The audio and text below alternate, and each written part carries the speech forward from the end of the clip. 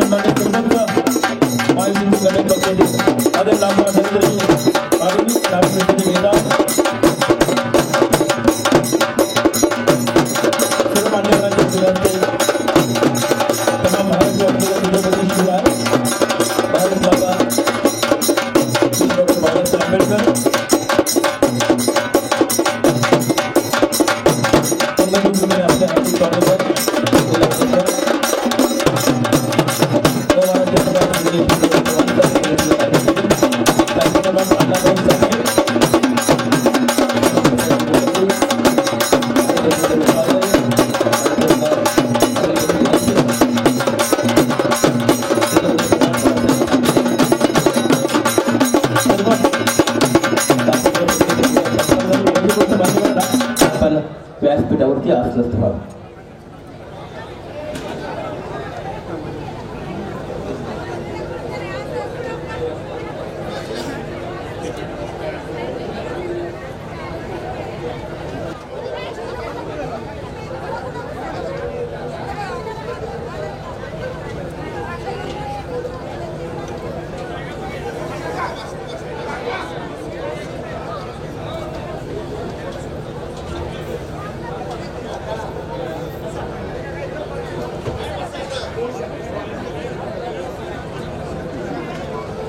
अतिथीचा घरात चौथे दिवाळी तिसरा मान्यवरांचा सत्कार सोहळा संपन्न होतोय.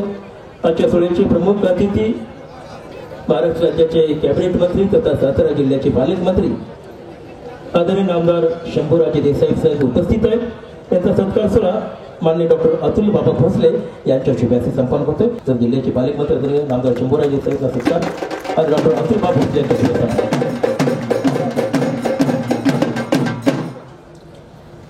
माननीय आमदार शिवेंद्रजी भोसले यांचा सत्कार राजश्री यादव यांच्या शुभ हस्ते होतोय. राजश्री यादव सत्कार करतात.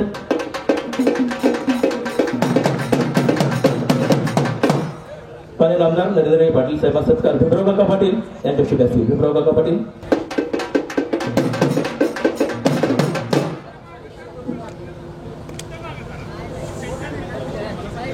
माननीय पाटील यांचा सत्कार सुरेश तात्या काळभोर पाटील यांच्या शुभ हस्ते. आनंदराव नाना सत्कार सुरेश तात्या काळभोर पाटील यांच्या शुभ हस्ते. मोहिते शिवसेना अध्यक्ष यांच्या शुभ हस्ते. अक्षय मोहिते शिवसेना अध्यक्ष यांच्या शुभ हस्ते आदरणीय अतुल बाबांचा सन्मान सोहळा संपन्न. माननीय निखिल कदम जिल्ह्याचे अध्यक्ष सत्कार विक्रमबाबा पाटीलकर यांचा सत्कार सोहळा प्रमोद शिंदे यांच्या शुभ हस्ते होतोय. भरत नाना पाटील यांचा सत्कार सोहळा होतोय. माननीय धोंडराम जाधव रुंताई शिंदे यांच्या शुभ हस्ते.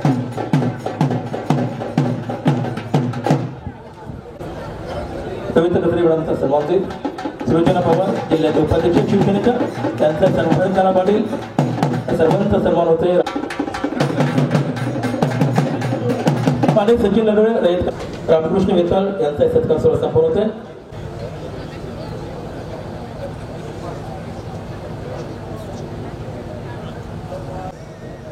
संतोष शिंगसे यांचा सत्कार आपण संपन्न करा. त्यानंतर जिल्ह्याचे अध्यक्ष आदरणीय धैर्यशील कदम यांना विनंती आपण सातारा लोकसभा मतदारसंघातील कराड दक्षिण, कराड उत्तर आणि पाटण या विधानसभा मतदारसंघातील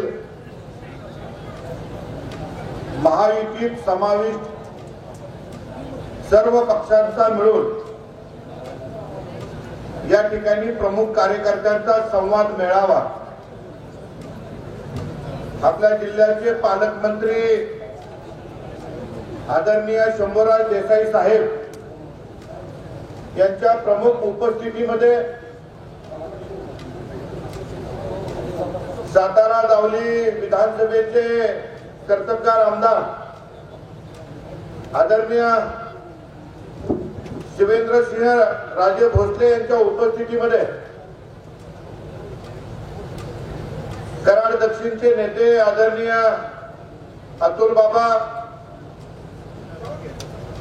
आदरणीय मनोज घोरपडे दादा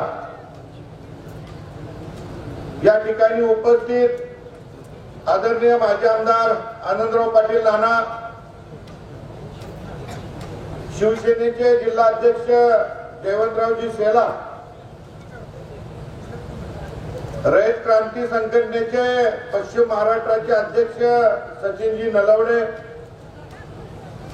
भारतीय जनता पार्टीचे सातारा लोकसभा समन्वयक रामकृष्णजी वेता,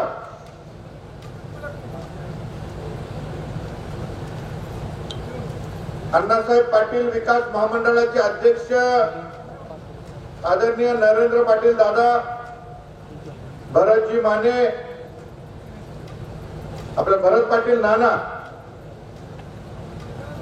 खरं तर सर्वच नेते मंडळींची नावं घेणं गरजेचं आहे, परंतु पालकमंत्र्यांच्या सूचनेनुसार आज महायुतीचे 3 मेळावे या जिल्ह्यामध्ये या लोकसभा क्षेत्रामध्ये आयोजित केलेले आणि ते मेळावे वेळेवर व्हावेत यासाठी आपण सगळेजण प्रयत्नशील आहोत। आदरणीय व्यासपीठ या ठिकाणी आलेले महायुतीचे सर्व प्रमुख नेते मंडळी, कार्यकर्ते, महायुतीच्या सर्व माझ्या महिला नेत्या भगिनी, युवक कार्यकर्ते, लोकसभेची आचारसंहिता लागू झालेले 12 तारखेपासून आपल्या सातारा लोकसभेचा अर्ज भरायला सुरुवात होणार आहे आणि म्हणून या सातारा लोकसभेमधून आपल्याला महायुतीचा उमेदवार प्रचंड मोठ्या संख्येनं विजय करायचा आहे आणि यासाठी आपल्याला मायक्रो प्लॅनिंग करून या देशाचे यशस्वी पंतप्रधान आदरणीय नरेंद्र मोदी साहेबांना तिसऱ्यांदा पंतप्रधान करत असताना ते ज्यावेळी या देशाचे पंतप्रधान म्हणून तिसऱ्यांदा शपथ घेतील त्यावेळी आज सातारा लोकसभेचा खासदार महायुतीचा त्या ठिकाणी नरेंद्र मोदी साहेबांना पाठिंबा देण्यासाठी आपल्या सगळ्यांना पाठवायचं आहे। खरं तर महाराष्ट्राचे मुख्यमंत्री आदरणीय एकनाथ शिंदे साहेब, उपमुख्यमंत्री आदरणीय देवेंद्र फडणवीस साहेब, उपमुख्यमंत्री आदरणीय एकनाथ शिंदे, आदरणीय अजितदादा पवार साहेब या सगळ्यांनी गेले वर्ष 1.5 वर्षामध्ये महाराष्ट्रामध्ये उद्धव ठाकरे सरकार गेल्यानंतर विविध विकास कामाचा धडाका लावलेला आणि महाराष्ट्राला जे प्रगत राज्य आहे ते कुठेतरी ट्रॅकवरनं बाजूला गेलं होतं। 2.5 वर्ष या ठिकाणी महाराष्ट्राची अधोगती होत होती। ते आदरणीय एकनाथ शिंदे साहेबांच्या नेतृत्वाखाली या सरकारनं ती घोडदौड परत एकदा सुरू ठेवली आणि महाराष्ट्राचं नाव देशामध्ये जे प्रगत राज्य होतं ते तसंच कायमस्वरूपी ठेवायचं काम या ठिकाणी केलेलं आणि म्हणून महाराष्ट्राच्या गोरगरीब जनतेला, माझ्या माता भगिनींना, कष्टकऱ्यांना, युवकांना जे शक्य आहे ती मदत करायचा प्रयत्न या ठिकाणी राज्य सरकारनं केलेला। आदरणीय नरेंद्र मोदी साहेबांच्या नेतृत्वाखाली गेली 10 वर्ष केंद्रामध्ये भारतीय जनता पार्टीच्या नेतृत्वाखाली सरकार आणि 10 वर्षाच्या कालावधीमध्ये कधी नव्हे इतका विकास या ठिकाणी भारताचा झालेला.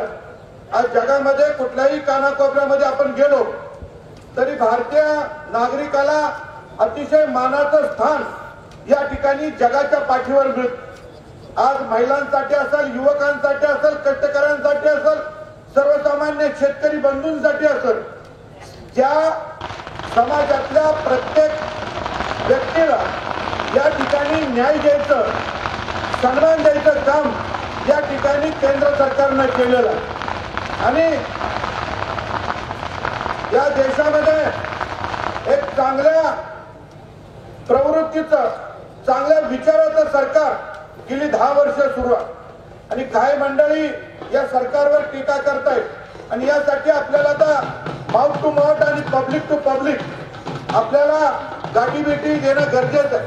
आणि म्हणून मी आपल्या सगळ्यांना विनंती करेन, येणाऱ्या लोकसभेच्या निवडणुकीमध्ये महायुतीच्या उमेदवाराच्या पाठीमागे आपण सर्वांनी ताकदीनं उभं राहावं आणि आदरणीय नरेंद्र मोदी साहेब, आदरणीय एकनाथ शिंदे साहेब, आदरणीय देवेंद्र फडणवीस साहेब आणि आदरणीय अजितदादा पवार साहेब यांचे हात आपण सगळ्यांनी बळकट करावे एवढीच विनंती या ठिकाणी करतो. आपण या ठिकाणी शॉर्ट नोटीसवर सर्वजण उपस्थित झाला, आपलं सगळ्यांचं स्वागत करतो आणि थांबतो. जय हिंद, जय महाराष्ट्र. बाळासाहेबांच्या शुभ हस्ते संपन्न होतं.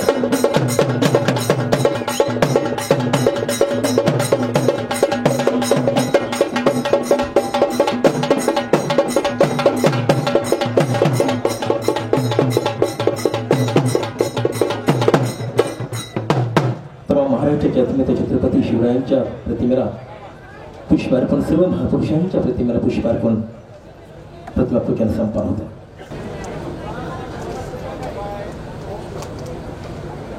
आमच्या सर्वांचे आणबाण शान श्रीमान छत्रपती खासदार उदयनराजे भोसले यांचा सन्मान या ठिकाणी संपन्न होते. विनंती करतो आदरणीय बाबांना आपण हा सन्मान संपन्न करावा. आपण टाळ्या वाजूया मंडळी. टाळ्याच्या गजराचा सत्कार सोहळा संपन्न करूया. मान्य अतुल बाबांचे सन्मान होतो. सुरेंद्र काटकर उपस्थित आहेत, त्यांचा या ठिकाणी सन्मान होता, ते आपले हार्दिक स्वागत आहे. त्यानंतर महाराष्ट्र राज्याचे माजी मंत्री, कराड दक्षिणचे गतिमान नेतृत्व आदरणीय डॉक्टर अतुल बाबा भोसले जनसभेला संबोधित करतील. दख्खनच्या बडारावर सिंहाचा छावा गजरा, सारा काळा कोपरा सह्याद्रीचा दुमदुमला, कराड दक्षिणचा ढाळ्यावाग डॉक्टर अतुल बाबा भोसले जनसभेला संबोधित करतील. महायुतीच्या संवाद मेळाव्याच्या निमित्तानं उपस्थित असणारे आपल्या जिल्ह्याचे पालकमंत्री, आपले सगळ्यांचे मार्गदर्शक आदरणीय शंभूराजे देसाई साहेब, कार्यक्रमाला उपस्थित असणारे आपले सगळ्यांचे लोकप्रिय खासदार आदरणीय उदयन महाराज, कार्यक्रमाच्या निमित्तानं उपस्थित असणारे आपले लोकप्रिय आमदार आदरणीय शिवेंद्र बाबा, कार्यक्रमाला उपस्थित अवरोधून या कार्यक्रमाला आलेले अण्णासाहेब पाटील विकास महामंडळाचे अध्यक्ष नामदार नरेंद्रजी पाटील साहेब, कार्यक्रमाच्या निमित्तानं उपस्थित आदरणीय आनंदरावजी नाना, आदरणीय धैर्यशील दादा कदम, आदरणीय भरत नाना, आदरणीय विक्रम बाबा पाटणकर, आदरणीय मनोज दादा घोरपडे, रामकृष्णजी बेताळ, काकासाहेब जाधव, सुनीता काटकर, अक्षयराव मोहिते, सुलोचनाताई पवार, कार्यक्रमाला उपस्थित राजेंद्रजी यादव साहेब, भीमराव काका पाटील, गणेशरावजी यादव, सुहास दादा जगताप, अक्षय दादा मोहिते, चित्रलेखा ताई कदम, कार्यक्रमाच्या निमित्तानं उपस्थित असणारे भारतीय जनता पार्टी, शिवसेना, राष्ट्रवादी, आरपीआय, सगळे मित्र पक्ष, रयत क्रांती संघटना, मोठ्या संख्येनं या तालुक्यामधून, पाटण तालुक्यामधून आलेले महायुतीचे सगळे कार्यकर्ते, सगळे पदाधिकारी आज महायुतीच्या संवाद मेळाव्याच्या निमित्तानं आपण सगळेजण जमलो आहोत. लोकसभेच्या निवडणुकीला आपण सामोरे जात असताना मागच्या 10 वर्षामध्ये मोदीजींच्या नेतृत्वाखाली या देशामध्ये काय काय झालं याची चर्चा महायुतीच्या मेळाव्याच्या निमित्तानं करण्यासाठीचं नियोजन राज्यामधल्या कानाकोपऱ्यामध्ये अनेक ठिकाणी करण्यात आलेलं. आज आपल्या जिल्ह्यामध्ये आदरणीय शंभूराजे देसाई साहेबांच्या नेतृत्वाखाली आज हा मेळावा संपन्न झालेला. 10 वर्षापूर्वी ज्या वेळेला मोदीजींचं सरकार पहिल्यांदा आपण सगळ्यांनी निवडून दिलं, त्यावेळेला मोदीजींनी अत्यंत महत्वपूर्ण निर्णय या देशामध्ये घेतला. तो जनधन योजनेचा घेतला की प्रत्येक तरुणाचं, प्रत्येक माता भगिनीचं, देशामधल्या प्रत्येक नागरिकाचं स्वतःचं बँक खातं असलं पाहिजे. आणि जनधन योजनेचे 50 कोटी बँक खाते आज या देशामध्ये निर्माण झालेले आपल्याला दिसतात. जनधन खात्याच्या माध्यमातून केंद्राचा निघालेला 15 रुपया हा शेवटच्या माणसापर्यंत पोहोचण्याचं नियोजन हे केंद्र सरकारने केलं. आणि मला आपल्याला सांगताना आनंद होतो की केंद्र सरकारने 50 कोटी जनधन खात्यांवर 32 लाख कोटी रुपयाचा निधी हा गेल्या 9 वर्षामध्ये प्रत्यक्ष पाठवलेला आहे. आणि मोठ्या प्रमाणावर देशामधल्या सर्वसामान्य माणसाला दिलासा देण्याचं काम हे मोदीजींच्या सरकारने केलेलं आहे. उज्ज्वला गॅस योजनेसारखी योजना, जी योजना 10 कोटी माता भगिनींपर्यंत प्रत्यक्ष पोचली, 10 कोटी माता भगिनींच्या डोळ्यामधल्या अश्रू पुसण्याचं काम हे मोदीजींच्या सरकारने केलं. 12 कोटी लोकांना स्वच्छता गृह देण्याचं काम हे देखील मोदी सरकारच्या माध्यमातून झालं. या देशामध्ये एक परिवर्तनाची लाट जी 2014 साली आपण सगळ्यांनी निर्माण केली, त्याच्यानंतर आदरणीय मोदीजींनी हा देश बळकट करण्यासाठी काही महत्वपूर्ण पावलं टाकली. या देशामध्ये 370 कलम हटवण्याचं काम हे मोदीजींच्या सरकारने केलं.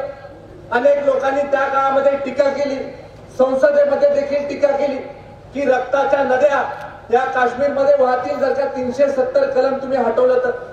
पण एक थेंब सुद्धा रक्ताचा काश्मीरमध्ये व्हायला नाही आणि शांततेनं 370 कलम हटवण्याचं काम हे आदरणीय मोदीजींच्या सरकारने केलं.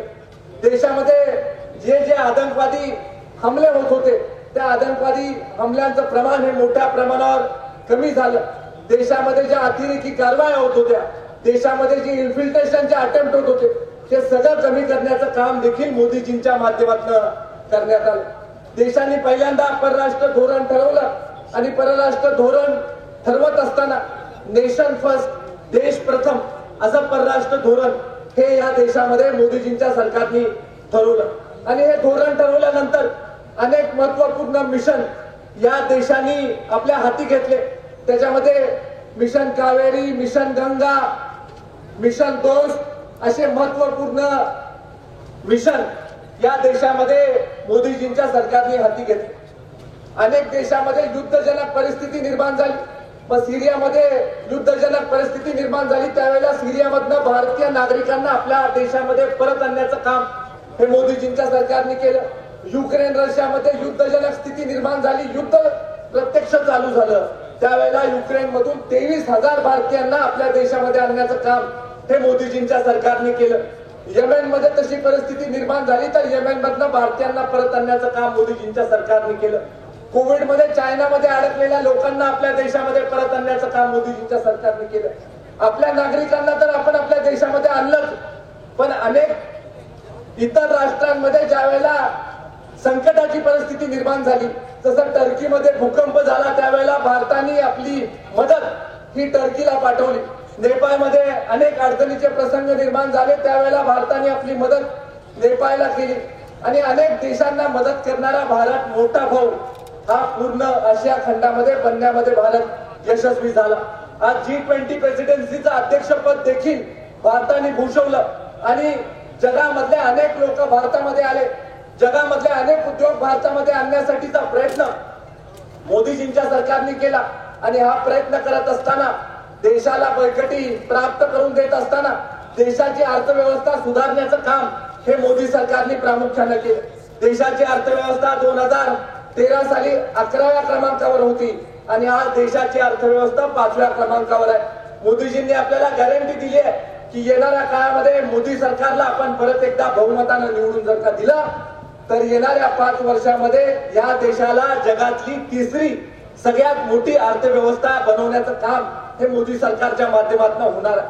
देशामधली रस्त्याची आपण अवस्था बघा की 2013 पूर्वीची रस्त्याची अवस्था आणि ह्या 9 वर्षामध्ये मोदीजींच्या सरकारने रस्त्यांची केलेली कामं, मोदीजींच्या सरकारने ह्या एका वर्षामध्ये 2 लाख कोटी रुपयाचे रस्ते, मग ते नॅशनल हायवेज असो, नॅशनल आणि स्टेटच्या एकत्रीकरणाने निर्माण करणारे हायवेज असो, बॉर्डर रोड्स असो, सगळे रस्ते निर्माण करण्याचं काम मोदीजींच्या सरकारने केलेलं आहे. आज मला सांगताना आनंद होतो की केंद्रामध्ये मोदीजींचं सरकार आहे, राज्यामध्ये आदरणीय एकनाथराव शिंदे साहेब, देवेंद्रजी आणि अजितदादांच्या माध्यमातून सरकार काम करतं आणि हे सरकार ज्या वेळेला सत्तेमध्ये आलं त्यावेळेला महत्वाची भूमिका आपले पालकमंत्री, पाटणचे सुपुत्र आणि आपले नेते आदरणीय शंभूराजे देसाई साहेबांनी बजावली.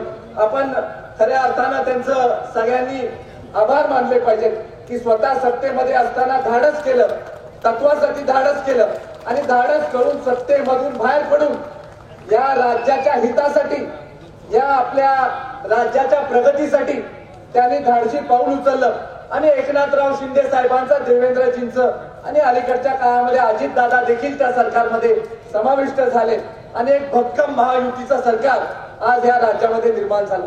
आज केंद्र आणि राज्य सरकारच्या संयुक्त विद्यमाने मोठ्या प्रमाणावर कामं आपल्याला होताना दिसतात. केंद्र सरकारने एक योजना आणली, किसान सन्मान निधी योजना.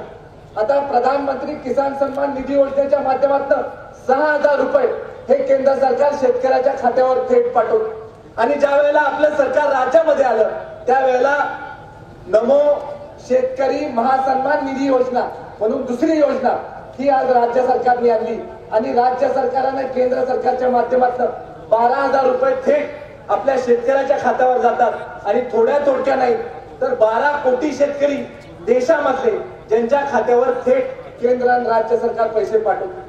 ज्या ज्या ठिकाणी अवकाळी पाऊस होतो, गारपीट होते, ज्या ज्या वेळेला नैसर्गिक संकट शेतकऱ्यावर निर्माण होतं त्या वेळेला केंद्र सरकार मोठ्या प्रमाणावर पैसे हे शेतकऱ्याला अडचणीतनं बाहेर काढण्यासाठी देत आलेलं आहे आणि त्यामुळे शेतकऱ्यांची प्रगती देखील या 9 वर्षामध्ये मोठ्या प्रमाणावर आपल्याला झालेली दिसते.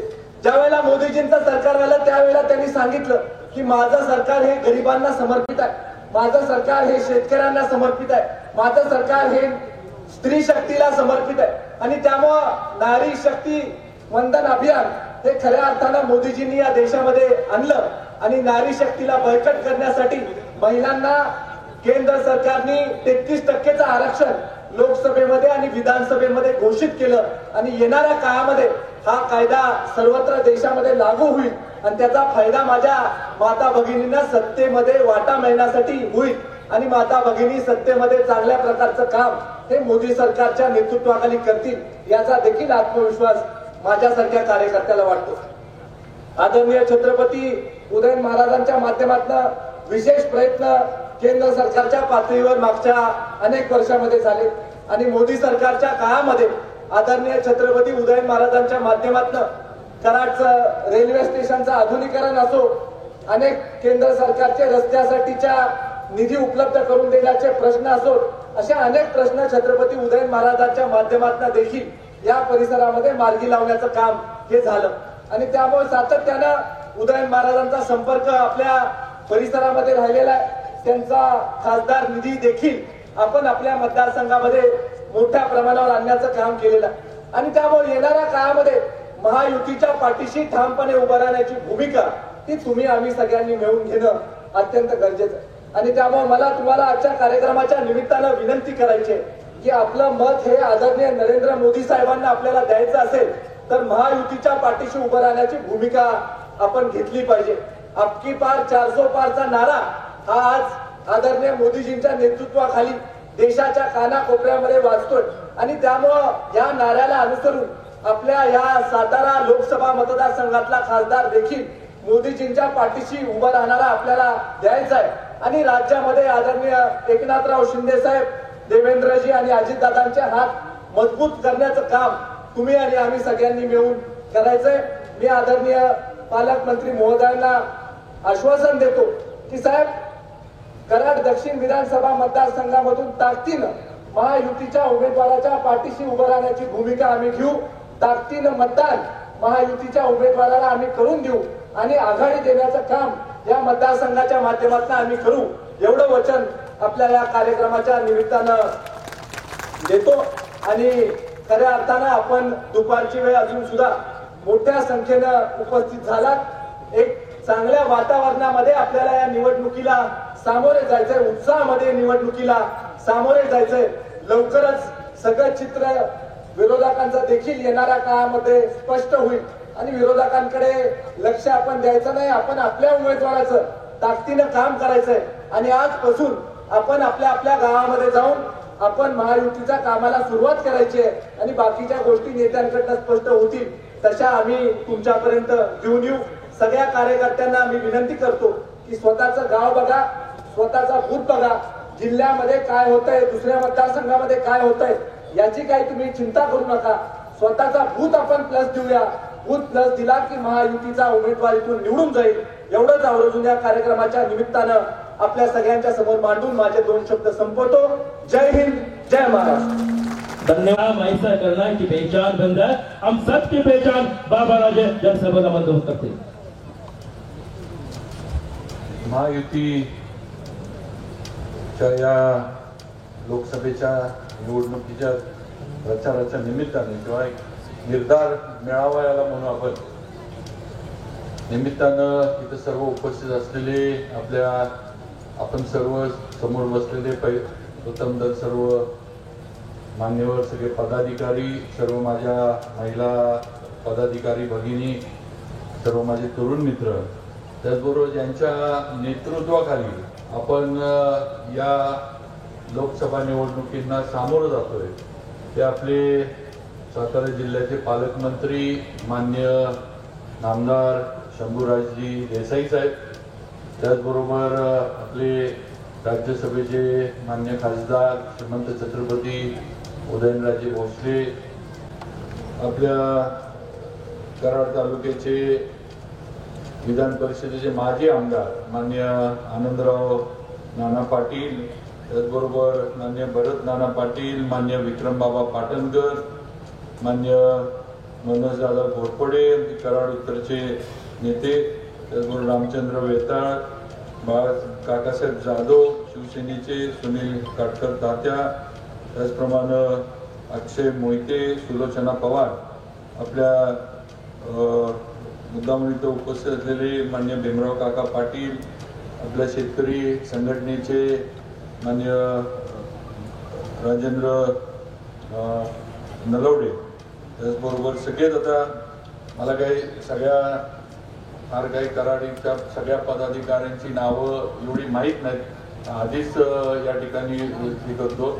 स्टेजवर असणारे भारतीय जनता पार्टी, शिवसेना, RPI, आटोले गट, RPI, कवाडी गट, शेतकरी संघटना आणि महायुतीतल्या सर्व रासप, सर्व महायुतीतल्या घटक पक्षांचे सर्व पदाधिकारी, त्याचबरोबर आपण सर्व बंधू भगिनी आणि तरुण मित्रांनो, आज आपण महायुतीच्या एक निर्धार मेळावा येणाऱ्या लोकसभेच्या निमित्तानं ही लोकसभा जिंकण्याच्या दृष्टीनं पूर्वतयारी करण्यासाठी आपण सगळेजण इथं एकत्र आलोय. महाराष्ट्राचे मुख्यमंत्री एकनाथजी शिंदे साहेब, आमचे नेते आणि महाराष्ट्राचे उपमुख्यमंत्री मान्य देवेंद्रजी फडणवीस साहेब, राष्ट्रवादीचे आपले नेते आणि महाराष्ट्राचे दुसरे उपमुख्यमंत्री मान्य नामदार अजितदादा पवार साहेब, या सर्वांच्या मार्गदर्शनानं आणि सूचनांनी आज आपण हा महायुतीचा मेळावा, महायुतीचे कार्यक्रम हे प्रत्येक विधानसभा मतदारसंघामध्ये पालकमंत्र्यांच्या अध्यक्षतेखाली सुरू केलेले आहे. आणि आज आपला कराड, पाटण या विभागातला हा मेळावा इथं होतोय।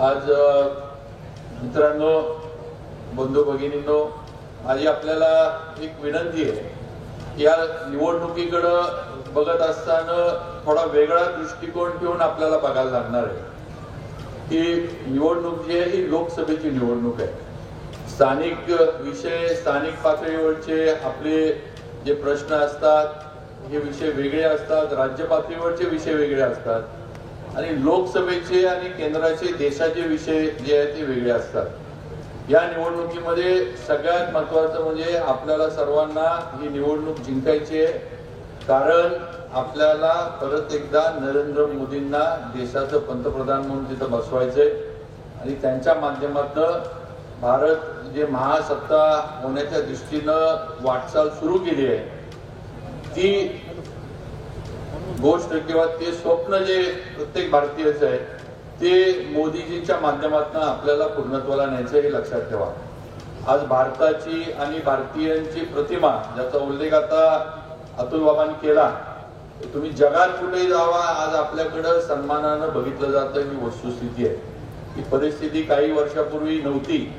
काँग्रेसचं सरकार असताना ही परिस्थिती आपल्याबद्दल नव्हती हे आपण अनुभव घेतलेत, आपल्याला माहित आहे।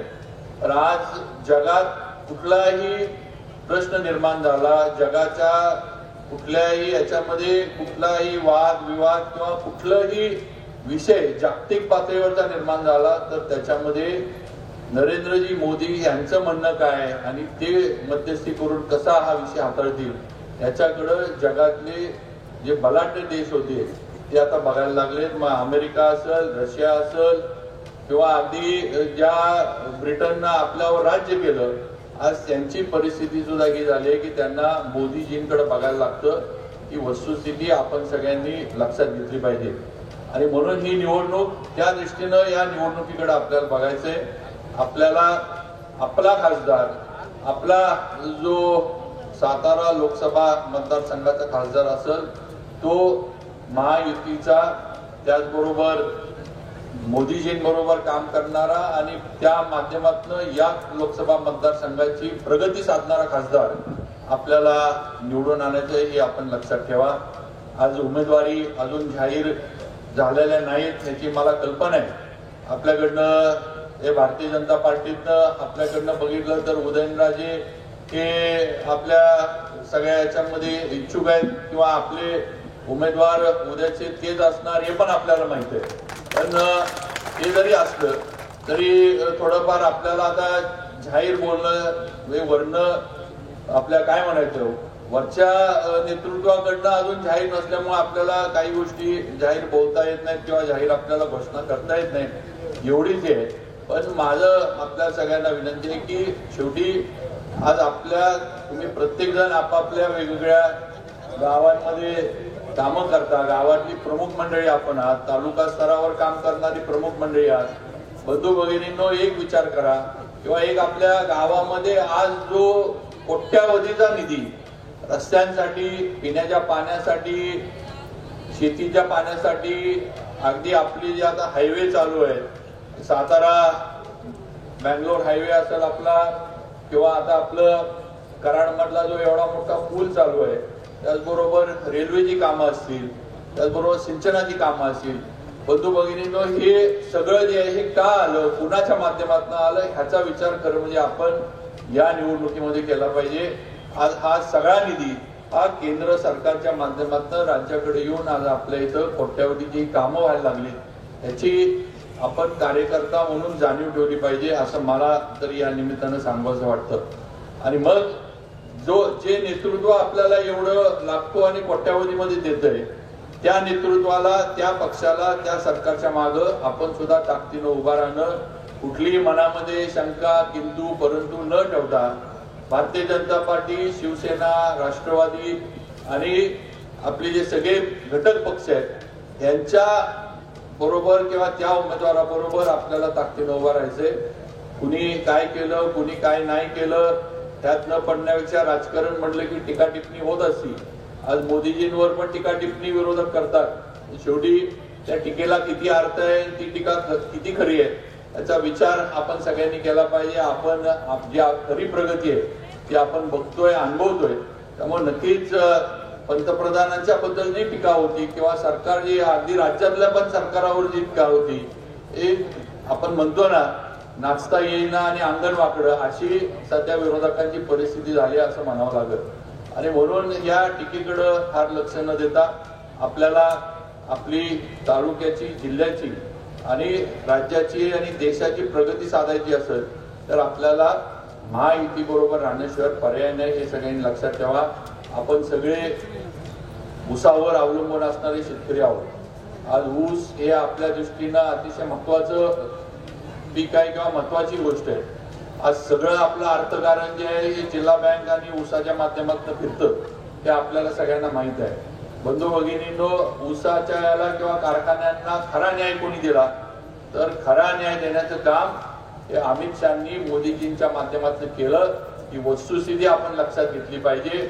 आज इथं सगळे इथे आहेत. मी एक कारखाना चालवतो, शंभूराज एक कारखाना चालवतात, अतुल बाबा कारखाने चालवतात. जर इन्कम टॅक्सच्या बद्दलचा निर्णय झाला नसता आणि जर इन्कम टॅक्सच्या नोटिसा कारखान्यांना ज्या दिल्या गेल्या होत्या त्याचा जर पैसा द्यायला लागला असता तर राजे आपल्याला सगळ्यांना राजीनामे देऊन गप्प बसायला लागला असतं. जनरल बॉडीमध्ये आम्ही स्टेजवर नसतो, आम्हीच खाली येऊन बसलो असतो, कारण रुपया कोणाच्या हातात राहिला नसता. अशी अवस्था इन्कम टॅक्सने केली होती. आणि हा विषय काल परवाचा नव्हता, हा विषय काँग्रेसचं सरकार असल्यापासूनचा होता, पण त्यांनी सोडवला नाही. खाजगी कारखान्यांना एक निकाल दिला आणि सहकारी कारखान्यांना वेगळा निकाल दिला. अशी दुहेरी पद्धत ही ऊस उत्पादक शेतकरी आणि सहकारातल्या कारखान्यांबद्दल काँग्रेसच्या सरकारच्या माध्यमातून केंद्रामध्ये घेतली गेली होती. मनमोहन सिंग असताना अगदी पी चिदंबरम त्यावेळेला फायनान्स मिनिस्टर होते. अनेक तिथं लोक गेली, अनेक काय म्हणायची शिष्टमंडळ गेली, अनेकांनी जाऊन भेटले. अगदी कोर्टामध्ये राजांना माहित आहे, बाबांना पण माहित आहे, कोट्यावधीचे बाबा राजे आपण फी दिल्या वकिलांना. हरीश साळवेंसारखा मोठा वकील कारखान्यांच्या वतीनं सगळा उभा केला, पण केंद्र सरकार इकडचं तिकडं हल्लं नाही, निर्णय त्यांनी घेतला नाही. त्यांच्या अधिकारात होता, पण ऊस उत्पादकाला कुठेतरी दिलासा, कारखाने त्याचे जगले पाहिजे, टिकले पाहिजेत, ही भूमिका दुर्दैवानं त्या काळामध्ये केंद्र सरकारने घेतली नाही काँग्रेसच्या. हे आपण सगळ्यांनी लक्षात ठेवलं पाहिजे.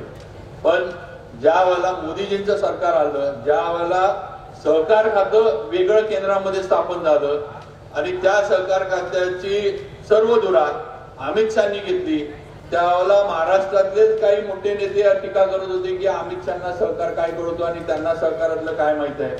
पण मी इथं अगदी ठामपणे सांगू शकतो, 2 बैठकांमध्ये, फक्त 2 मीटिंग मध्ये कोट्यावधीचा इन्कम टॅक्स कारखान्यांना लागलेला अमित शहानी माफ केला आणि त्याचा पुढचा निर्णय त्यांनी कायमचा मार्ग लोकसभेमध्ये आणून तिथं जे काही आहे ते सगळं कायदेशीर करून त्यांनी आपल्याला काढून दिला. ही वस्तुस्थिती कुठेतरी आपण शेतकऱ्यांनी लक्षात ठेवली पाहिजे. किंवा खऱ्या अर्थानं आपल्या शेतीबद्दल, आपल्या साखर कारखानदारीबद्दल कळवळा किंवा खऱ्या अर्थानं न्याय देण्याचं काम कुणी केलं हे आपण लक्षात घेतलं पाहिजे. आज जसं ऊसाला FRP आहे तसं साखरेला सुद्धा काहीतरी आधारभूत किंमत द्यावी, ही मागणी सुद्धा अनेक वर्ष प्रलंबित होते. अनेक मोठमोठ्या नेत्यांनी प्रयत्न केला, पण काँग्रेसनं आणि त्यावेळेच्या कुठल्याच नेत्यांनी कुणालाच हे करता आलं नाही. पण साखरेला सुद्धा आधारभूत किंमत ठरवून देण्याचं काम हे भारतीय जनता पार्टी आणि मोदीजींच्या सरकारनं केलं. त्यामुळं आज साखर एक ठराविक रकमेच्या खाली बाजारात विकू शकत नाही. कारखान्यांना एक गॅरंटी आहे की माझी साखर एवढ्याला तर जाणार आहे, ह्याच्या खाली माझी साखर जाणार नाही. हा जो विषय हा आपण सगळ्यांनी लक्षात घेतला पाहिजे. असे अनेक विषय. त्यामुळं आज आपल्याला एकच लक्षात ठेवलं पाहिजे की आपल्यासाठी आणि आपल्या शेती किंवा कारखानदारी किंवा अगदी आपल्या गावातले रस्ते सगळ्याचे सर्वांगीण विकास कुणी जर केला असेल तर मोदीजींच्या माध्यमातून हा विकास झालाय. राज्यामध्ये एकनाथ शिंदे साहेबांच्या माध्यमातून हा विकास झालाय, देवेंद्र फडणवीसांच्या माध्यमातून हा विकास झालाय आणि येणाऱ्या निवडणुकांमध्ये आपल्याला अजितदादा असतील सगळे म्हणजे या सगळ्यांच्या माध्यमातूनच आज जे काय होतंय ते सगळं आपण बघतोय. त्यामुळे येणारी निवडणूक ही त्या दृष्टीनं आपण लढवली पाहिजे आणि आपण सगळ्यांनी ताकदीनं महायुतीच्या उमेदवाराच्या मागे उभं राहावं. आम्ही सर्वजण जिल्ह्यातील सर्व प्रमुख पदाधिकारी सर्वजण आम्ही महायुतीचे आता जे उमेदवार म्हणजे आमचं अपेक्षा आहे की आता 1-2 दिवसामध्ये उमेदवार ठरतीलच. पण एकच आहे की कराड पाटण या दोन्ही तालुक्यांवर खऱ्या अर्थानं राजे आपल्यावरच सगळं जास्त जे आहे ते कराड आणि पाटणवरच आहे. त्यामुळं आपण आणि बाबा काय करताय त्याच्यावरच सगळं जे काय हे गुलाल जो आहे आम्ही आमच्या पद्धतीनं आमच्याकडं गरीब माणसं आहे आम्ही छोटी लोक आहेत आम्ही काय छोटासा मतदारसंघ माझा आम्ही आमचा प्रयत्न करू. पण शेवटी तुम्ही पालकमंत्री तुम्ही आहे पालक आहे तेव्हा पालकमंत्र्यांनी जेवढा जोर पालकमंत्री लावू शकतील तेवढा छोटा आमदार लावू शकत नाही. त्यामुळे सगळं जे आहे ते पालकमंत्र्यांच्या आणि शेवटी ही जागा आपण जिंकल्यावर नाव होणार आहे ते पालकमंत्र्यांचंच होणार आहे की शंभूराजांच्या नेतृत्वाखाली शंभूराजांच्या पालकमंत्री पदाच्या काळात आपली गेलेली जागा ही आपण परत जिंकून हिसकावून मिळवली आणि मोदीजींना ताकद दिली. हे चित्र राजे दिल्लीपर्यंत जाणार आहे. त्यामुळे एखाद्या वेळेस पुढची पंचवार्षिकला आपण पण उमेदवार दिल्लीचे असू शकाल आम्ही तुमच्या मागे असू सांगू शकत नाही पुढच्या आता नाही.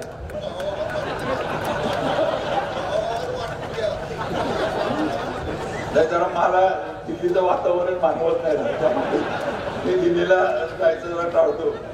पण सांगता येत नाही कारण आता पालक राजे आता दोघं पण राजे आहेत त्यामुळे आता दोघांनी निर्णय दोघं पण आता अशी चर्चा आहे की पुढचं आता पुनर्रचना होणार आहे. काय झाले 2 लोकसभा मतदार अजून तर काय होऊन जाते सगळं त्यामुळे काय नाही. पण आत्ताची निवडणूक ही शंभूराजांच्या नेतृत्वाखाली आपण लढतोय आणि नक्कीच ती आपण जिंकायची आहे. जिंकण्याच्या निर्धारानंच आपण लढायचं एवढं लक्षात ठेवा. मनामध्ये शंका कुशंका अनेक गोष्टी असतात पण आता त्या आपण काढून टाकल्या पाहिजे. आपण जिंकायचं आहे आणि गुलाल हा आपल्या महायुतीच्या कार्यकर्त्याच्या अंगावरच पडला पाहिजे हीच भूमिका घेऊन निवडणुकीमध्ये उतरायचं एवढंच सांगतो. परत एकदा आपण सर्वजण आला त्याबद्दल सगळ्यांचं मनापासून स्वागत करतो. मला इथं बोलण्याची संधी दिली त्याबद्दल संयोजकांचे आभार मानतो आणि थांबतो. जय हिंद जय महाराष्ट्र. भारत माता की वंदे वंदे छत्रपती शिवाजी महाराज की जय भवानी.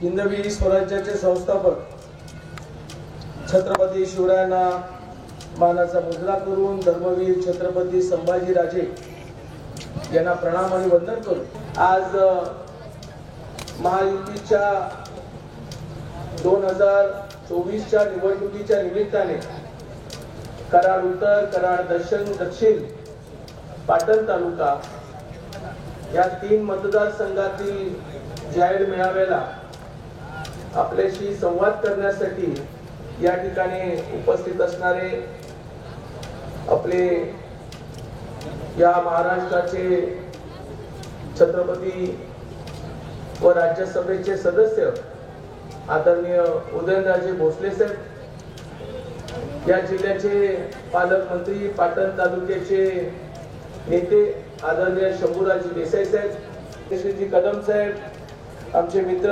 मनोजी घोरपडे साहेब, रामकृष्ण वेताळ, भरत नाना पाटील, त्याचबरोबर शिवसेनेचे जिल्हा अध्यक्ष आदरणीय जयवंतरावजी शेलार, अक्षयजी मोहिते साहेब, जितेंद्रजी डुबल, राजेंद्रजी माने, भारतीय जनता पक्षाचे आमच्या 3 मतदारसंघातील असणाऱ्या तालुक्याचे प्रभारी आमचे विक्रम बाबा पाटणकर, मंडल अध्यक्ष, शक्ती केंद्र प्रमुख, बूथ प्रमुख, आमचे वॉरियर्स आणि उपस्थित आमच्या व्यासपीठावर बसलेल्या आमच्या भारतीय जनता पक्षाच्या प्रदेश उपाध्यक्षा चित्रालेखाताई माने, कविताताई कचरे, त्याचबरोबर शिवसेना जिल्हाध्यक्ष सुलोचना पवारताई, आमचे पंचायत समितीचे सदस्य पंजाबरावजी देसाई, विजयरावजी पवार, धनाजी पाटील काका, अध्यक्ष भाजप कराड दक्षिण, व्यासपीठावर बसलेले सर्व म्हणजे राष्ट्रवादी अजितदादा पवार गटाचे असणारे पदाधिकारी, भारतीय जनता पक्षाचे पदाधिकारी, एकनाथजी शिंदे साहेब, शिवसेनेचे सर्व पदाधिकारी, मित्र पक्षाचे सर्व पदाधिकारी, आमचे पत्रकार, तालुक्यातली पत्रकार आणि खास करून जिल्ह्यावरून विशेष पत्रकार, या ठिकाणी टीव्ही चॅनलचे आलेले सर्व उपस्थित बंधू आणि भगिनींनो, कराड, पाटण, कराड उत्तर आणि कराड दक्षिण अशा 3 मतदारसंघाची सभा आज आपण या ठिकाणी आयोजित केलेली आहे. नक्कीच या सभेचं वैशिष्ट्य म्हणजे पेपर फुटला असा म्हणायला काही चुकीचं ठरणार नाही, परंतु एक औपचारिकता असते की कार्यकर्त्यांशी संवाद करणं. कालपर्यंत आपण 2019 मध्ये याच जिल्ह्याचे निवडणूक भारतीय जनता पक्ष आणि शिवसेना म्हणून आपण लढलो. समोरच्या पार्टीमध्ये त्या ठिकाणी राष्ट्रवादी काँग्रेस म्हणून लढलो. कालांतराने आजची जर आपण परिस्थिती पाहिली या जिल्ह्यातली, तर आज अजितदादा पवार, राष्ट्रवादी काँग्रेस पक्ष, आदरणीय मुख्यमंत्री एकनाथजी शिंदे साहेब शिवसेना या पक्षाचा आणि मूळ भारतीय जनता पक्षाचं सरकार आणि त्या तिन्ही पक्षाचं मिळून उमेदवार उद्या या निवडणुकीला सामोरं जाणार आहे. या अगोदरच्या वक्त्यांनी डॉक्टर अतुल बाबांनी आणि आदरणीय शिवेंद्र बाबांनी आपल्या विचारांमध्ये देशाचे पंतप्रधान आदरणीय मोदी साहेबांनी ज्या पद्धतीने विकासाचा धडाका लावला, मग तो विकासाचा धडाका लावत असताना ग्रामीण भागाच्या असणाऱ्या वाडीपर्यंत, सामान्य शेतकऱ्यांपर्यंत योजना पोहोचली पाहिजे, याच्यासाठी काही चांगल्या यंत्रणा त्यांनी त्या ठिकाणी निर्माण केल्या, उभ्या केल्या. एक डिजिटलच्या माध्यमातून लोकांपर्यंत पोहोचण्याचा निर्णय घेतला. नमो ॲपच्या माध्यमातून देशामध्ये किंवा कुठल्या राज्यामध्ये एखादी योजना किंवा एखादा जर चांगलं कार्य झालं तरी लोकांपर्यंत पोहोचण्याचं त्यांनी या ठिकाणी काम केलं. देशावरती वारंवार अतिरेकी हल्ल्याच्या माध्यमातून त्या अतिरेकांना घरात जाऊन घुसून मारण्याचाही आदेश त्यांनी त्या ठिकाणी जवानांना दिला आणि तो यशस्वी झाला. देशाची आमची जेवढी बॉर्डर आहे ती बॉर्डर सुरक्षा होत असताना देशामधलेही काही आतंकवादी उपटून काढण्याचं काम त्यांनी वेळोवेळी त्या ठिकाणी केलेलं आहे. नक्कीच दोघांनी देश पातळीवरती मोदी साहेबांनी केलेल्या कार्याचा आणि केलेल्या कामाचा अहवाल देत असताना या उद्याच्या निवडणुकीमध्ये सातारकर म्हणून आपल्या जिल्ह्याला खूप मोठी अपेक्षा आहे. आपण मतदार आहोत, नक्कीच आहे की सातारकर मतदार म्हणून आमच्या जिल्ह्याला, आमच्या असणाऱ्या या मतदारसंघामध्ये उद्याची काय परिस्थिती बदल होणार आहे ही समजणं आणि ते समजून घेतल्यानंतर आमचा विकास आणि आमचे रस्ते, आमच्या त्या ठिकाणी धरणाचं पाणी हे आमच्या पहिल्या सातारा जिल्ह्याला कसं मिळेल याच्यासाठीच आपण त्या ठिकाणी काम केलं पाहिजे असं मला या ठिकाणी वाटतं. नक्कीच 2019 ची निवडणूक, ज्या निवडणुकीमध्ये महाराज साहेबांनी आम्ही समोरासमोर होतो, शेजारी आता जरी बसलो असलो तर त्या सगळ्या निवडणुकीचं जे चित्र होतं ते चित्र फारच वेगळं होतं. यदा कदाचित त्यावेळेला 6 महिन्यानंतर एवढा कठोर निर्णय त्यांनी जर घेतला नसता तर मला नक्कीच वाटतं की या महाराष्ट्रामध्ये भारतीय जनता पक्षाचे काही चांगले आमदार निवडून आले असते आणि आमची भारतीय जनता पक्षाची त्या ठिकाणी युती खूप चांगल्या पद्धतीने झाली नसती. कारण काका भिजले आणि मतदार फिरला. आता भिजलेल्या वातावरणामध्ये काकांनी जी बॅटिंग केली, त्या बॅटिंग केलेल्या जुन्या मतदारसंघातील जुन्या लोकांनी त्यांच्या भावनेला साथ दिली आणि म्हणूनच त्या ठिकाणी पराजयाला आपल्याला सामोरं जावं लागलं. या जिल्ह्यामध्ये भारतीय जनता पक्षाच्या कमळची पहिली निवडणूक ही महाराज साहेबांनी 2019ला पोट निवडणूक म्हणून त्या ठिकाणी लढवली. या अगोदर शिवसेनेने भारतीय जनता पक्षाची युती जरी असली तरी कमळ या धनुष्यबाण या चिन्हावरतीच निवडणूक लढवली जात होती. ही वस्तुस्थिती आहे. असो, 19 आपण विसरलो जरी असलो तरी 19च्या कालखंडामधले जे प्रश्न आहेत ते अजूनही त्या ठिकाणी प्रलंबित आहेत. माझी आजच्या निवडणुकीच्या निमित्ताने आपल्या असणाऱ्या लोकप्रतिनिधींना एवढीच विनंती आहे की जो मतदार आपला जीव तोडून आपल्यासाठी मतदान करतो त्या मतदारांना कधीतरी कुठल्या तरी माध्यमातून विकासाची गंगा पोहोचवण्याचं काम आपण प्रत्यक्षात करणं फार गरजेचं आहे. लोकांचा संपर्क झाला पाहिजे.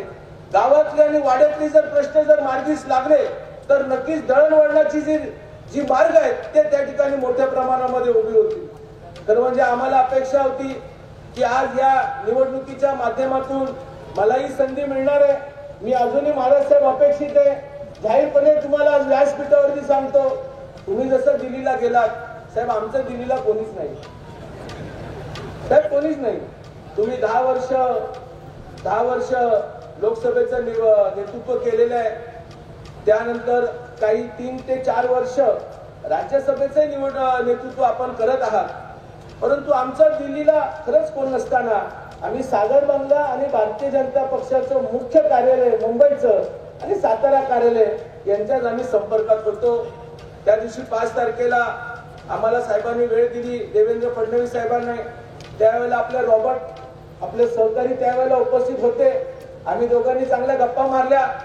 आम्ही फडणवीस साहेबांनाही त्यांनी काय सांगितलं मला माहित नाही, परंतु मी नक्कीच त्यांना सांगितलं की साहेब, आपण जो निर्णय घ्याल तो नरेंद्र अण्णासाहेब पाटील म्हणून एक भारतीय जनता पक्षाचा कार्यकर्ता आणि माथाडी कामगार म्हणून तो अंतिम राहील.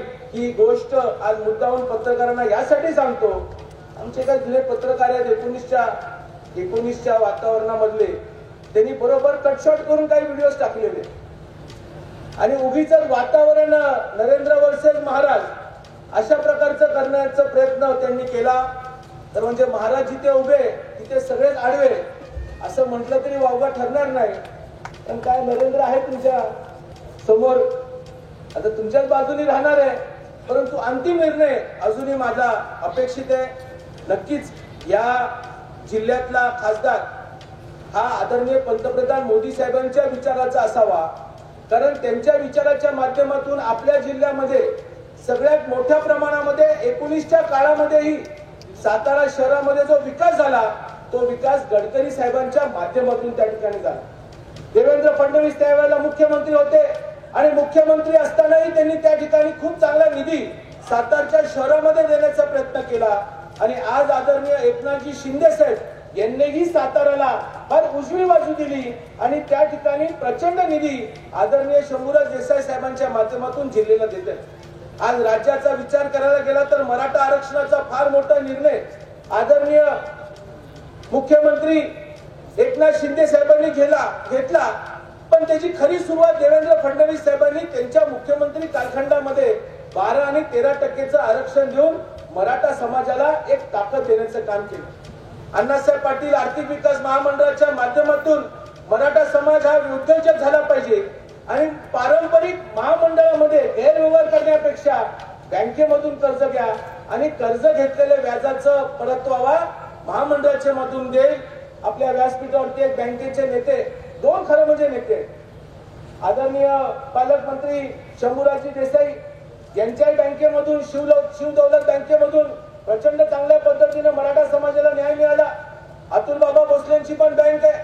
ही बँक स्वतः उद्योजक करण्याकरिता कर्ज देते आणि प्रत्यक्षामध्ये ते बघते की पारंपरिक महामंडळामध्ये गैरव्यवहार हा कुठेतरी देवेंद्र फडणवीस साहेबांनी तो संपवला आणि ऑनलाईन पद्धतीच्या माध्यमातून मराठा उद्योजक करण्याचा प्रयत्न केला.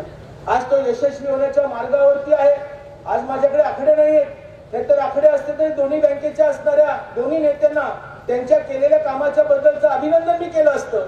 परंतु नक्कीच जिल्ह्यामध्ये जिल्हा बँकेनेही जसं शिवेंद्र बाबांचं नेतृत्व होतं, आता नितीन काका पाटील आहेत जे आपले राष्ट्रवादीचे आहेत, यांनी जिल्हा बँकेमधून हजारो कोटीचा निधी आम्हाला दिलेला आहे. सारखी संघटना स्थापन केली. आज मराठा आरक्षणामध्ये आदरणीय एकनाथ शिंदे साहेबांनी खूप मोठी भूमिका त्या ठिकाणी राबवली. पारंपरिक पक्ष जो वर्षानुवर्षी 2014च्या अगोदर सत्तेवर होता त्यांनी कधी मराठा समाजाला एवढं महत्व दिलं नाही. मराठ्याचा वापर निवडणुकीपुरता नक्की केला, मतदानापुरता केला किंवा त्यांच्या नेतृत्वाच्या लोकांना आमदार केलं, साखर कारखाने दिले, परंतु प्रत्यक्षामध्ये जो ग्रामीण भागातला बेरोजगार शेतकरी यांना मराठ्यांच्या हातापर्यंत काही पोहोचू दिलं नाही, ते देण्याचं काम देवेंद्र फडणवीस साहेबांच्या नंतर आज एकनाथ शिंदे साहेबांनी केलं. अरे आपल्या मातीतला सुपुत्र मुंबईला जाऊन रिक्षा आनंद दिघे साहेबांच्या नेतृत्वाखाली शिवसेना स्थापन केली. महाराष्ट्रावरती ज्या वेळेला पहिल्यांदा म्हणजे खुर्चीवर बसले त्यावेळेला त्यांनी जाहीरपणे सांगितलं मी मराठा आहे. इतर समाजाला न्याय देत असताना मी मराठा समाजाला न्याय देईन. पण आपल्या जिल्ह्यामध्ये पृथ्वीराज चव्हाण साहेबांसारखा एक आमदार हे राज्याचे मुख्यमंत्री झाले, परंतु त्यांनी कधीही मराठा हा शब्द आपल्या जवळ चिटकुनी त्या ठिकाणी दिला नाही. मंडळी, आजच्या निवडणूक 2024च्या निवडणूक सामोरं जात असताना आपल्याला या सगळ्या गोष्टीचा विचार केला पाहिजे. खासदारकीच्या माध्यमातून केंद्रामधून आलेला निर्णय, राज्यामधून मुख्यमंत्री म्हणून एकनाथजी शिंदे, देवेंद्र फडणवीस साहेबांची आणि भविष्यामध्ये अजितदादा पवारांच्या माध्यमातून येणारी विकास गंगा, या सगळ्यांना पाहता आपल्याला चांगला उमेदवार जो पक्ष ठरवेल त्या उमेदवाराला मतदाराच्या माध्यमातून त्या ठिकाणी निवडून आणायचंय. एवढंच या ठिकाणी सांगतो. आदरणीय छत्रपती उदयनराजे भोसले साहेबांकडे कधी आमच्या दोघांमध्ये कुठलाही मतभेद नसतो, परंतु कधी कधी असं वाटतं की महाराज साहेब आपणही थोडस लोकांपर्यंत पोहोचत असताना आमच्यासारख्या कार्यकर्त्यांच्या वरती छोटं मोठं लक्ष घालावं. आम्ही काही एवढी माणसं नाही. 19ला तर तुमच्या बरोबर आमचे भाऊ होते, आमच्या युनियनचे पदाधिकारी होते. ज्या निवडणुकीला आम्हाला यांच्या सगळ्यांकडनं साथ अपेक्षित होती त्यावेळेला घरातली माणसं त्यांच्या बरोबर होती, युनियनची माणसं त्यांच्या बरोबर होती. एक तर बहादर सकाळी माझ्यावर फिरायचा आणि रात्री महाराजांच्या समोरचे असणारे सगळे काही व्यवहार ते त्या ठिकाणी सांभाळायच्या, ही वस्तुस्थिती होती. परंतु सातारकरांनी आणि मतदारांनी जो काही मला 4,50,000चा जो निकाल दिला, खरंच त्याचं सगळ्यांचं धन्यवाद आणि आभार मानले पाहिजे. त्यावेळेला लोकांनी, तळागाळातल्या लोकांनी पाठ दिली, पाठीशी उभे राहिले. महाराजांचा विजय झाला, तो विजय आम्ही स्वीकारला. परंतु सातारकरांनी जे पाठीशी उभे राहिले, ग्रामपंचायत न लढवणाऱ्या माणसालाही 15 दिवसाच्या आतमध्ये एवढ्या चांगल्या प्रकारे पाडवळ जिल्हा देतो, ही फार जमेची बाजू आहे. आणि म्हणूनच आपण येणाऱ्या उद्याच्या निवडणुकीला आपण खूप चांगल्या पद्धतीनं प्रचंड मताने, मला कल्पना आहे की दिल्लीवरून तिकीट जरी फायनल झालं असलं तरी अधिकृतपणे घोषणा झाल्यानंतर प्रचंड मताने, एवढ्या मताने त्या ठिकाणी आपण निवडून द्यावं, जे मागचे सगळे रेकॉर्ड तोडतील आणि चांगल्या मताने आपल्या असणाऱ्या महायुतीच्या उमेदवाराला द्यावं. एवढीच मी त्या ठिकाणी मतदार बंधू आणि भगिनींना विनंती करतो आणि माझे लांबलेले विचार त्या ठिकाणी थांबवतो. जय भवानी, जय शिवराय. धन्यवाद. लोकसभा मतदारसंघातल्या महायुतीच्या प्रमुख कार्यकर्ते, पदाधिकारी, बूथ प्रमुख या सर्व संघटनेतल्या आजच्या मेळाव्याला उपस्थित असलेले राज्यसभा खासदार श्रीमंत छत्रपती उदयनराजे भोसले महाराज, विधिमंडळामधले आमचे ज्येष्ठ सहकारी सन्माननीय श्रीमंत शिवेंद्रसिंहराजे भोसले, अण्णासाहेब पाटील महामंडळाचे अध्यक्ष श्रीयुत नरेंद्र पाटील, माजी आमदार श्रीयुत आनंदराव पाटील नाना, लोकसभेचे भारतीय जनता पक्षाचे लोकसभा प्रभारी डॉक्टर अतुल भोसले बाबा, श्री विक्रम पावसकर, भारत नाना पाटील, विक्रम बाबा पाटणकर, धैर्यशील दादा कदम, मनोज घोरपडे, रामकृष्ण बेताळ, सुनील काटकर, जयवंतराव शेलार, राजकुमार कदम, अक्षय मोहिते, सुलोचना पवार, जितेंद्र डुबल, राजेंद्र माने, राजेंद्र सिंह यादव, एकनाथ बगाडी, भीमराव काका पाटील, सुहास जगताप, सर्व, वासुदेव माने, चित्रलेखा माने कदम, सचिन नलवडे, रोहिणी शिंदे, कविता कचरे, अनेक पदाधिकारी आहेत. मुळातच वेळ भरपूर झालाय. 1 वाजताचा मेळावा वाईचा होता. आम्हाला सगळ्याच व्यासपीठावर असणाऱ्या मान्यवरांना त्या वाईचा मेळावा करून संध्याकाळी 5च्या मेळाव्याला पुन्हा अजिंक्यतारा शाहूनगरला या ठिकाणी शेंद्र्याला यायचं आहे. सर्व वक्त्यांनी भाषणं केलेली आहेत. अगदी केंद्रातलं धोरण काय आहे, केंद्र सरकारची गेल्या 10 वर्षातल्या कामकाजाची कार्यपद्धती कशी आहे, देशाचं नाव उज्ज्वल करण्यासाठी माननीय पंतप्रधान नरेंद्रजी मोदी साहेबांच्या नेतृत्वाखाली केंद्रानं गेल्या 10 वर्षात कसं काम केलं, या सगळ्यांचे वहापो माझ्या अगोदरच्या वक्त्याने केला. तेच ते परत बोलून या ठिकाणी मी आपला वेळ घेणार नाही.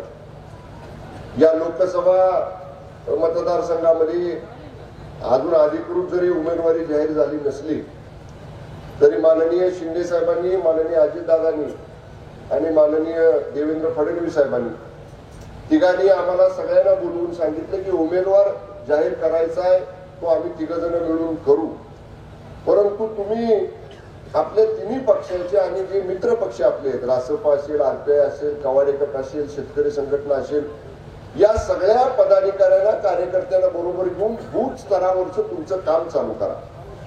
आणि त्याप्रमाणे पहिले मागच्या आठवड्यामध्ये आमची समन्वयाची मुख्य नेत्यांची सगळ्या बैठक झाली आणि जिल्ह्यामध्ये आज आपण या ठिकाणी 3 मेळावे घेतो आहे. एक सगळ्यांनी गोष्ट समजून घेतली पाहिजे. आपण पाहिलं याच्या पूर्वीच्या निवडणुकीचा संदर्भ नरेंद्र पाटलांनी दिला. आज देशाला गरज आहे ते माननीय पंतप्रधान नरेंद्र मोदी साहेबांच्या नेतृत्वाची.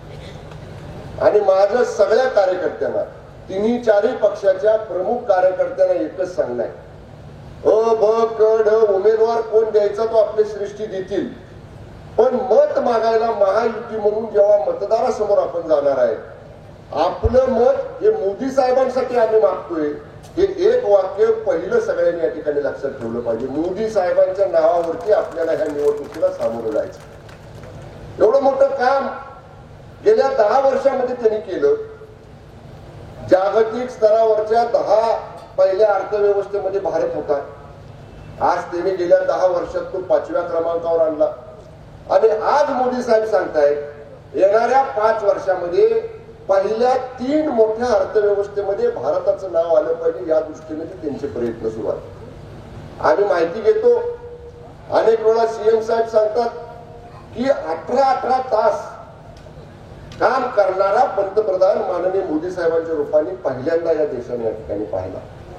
विकास विकास आणि दिलेला शब्द पूर्ण करण्यासाठी जे जे करावं लागेल ते ते करण्याची मानसिकता असणारा जगात राज्यात देशाचे नेतृत्व हे माननीय मोदी साहेबांच्या मध्ये आहे.